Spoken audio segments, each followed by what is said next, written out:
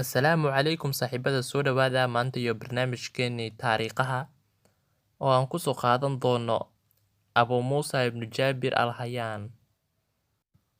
Abu Muusa Jaabir ibnu Hayaan al-Asdi oo mararka qaar loo yaqaano al-Harani al-Suufi waxaa loo arkaa inuu yahay aabaha kimistriga Carab isla markaana ka mid ahaa aasaasiyaashii farmasiyada casriga ah. Wuxuu reer Yurub caan ku ahaa.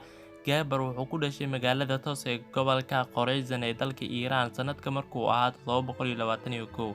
Aabihiis Hayaan al-Asdi wuxuu ahaa farmashiiste kana soo jeeday qabiilka Asad Carab ee Yemen, kaasoo deganaa magaalada Kuufa ee dalka Ciraaq.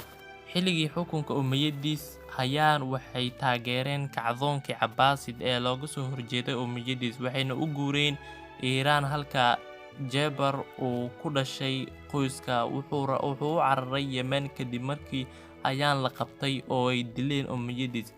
Jaabir wuxuu wax ku bartay Yemen isagoo ku xeel dheeraa cilmiga Harbi al-Himyari. Wuxuu ku laabtay Kuufa kadib markii ay la wareegeen boqortooyadii Cabdisalaam. Waxaa la sheegaa in uu noqday arday Imaam Jacfar as-Siqdi wax soo baray.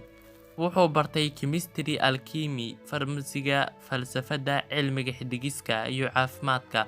Wuxuu noqday al-Heeraadka maxkamadda muddadii uu xukunka hayay Khaliif Haaruun ar-Rashiid, wuxuuna ahaa dhakhtar u shaqeynayay wasiiradiisa weyn ee Vizier.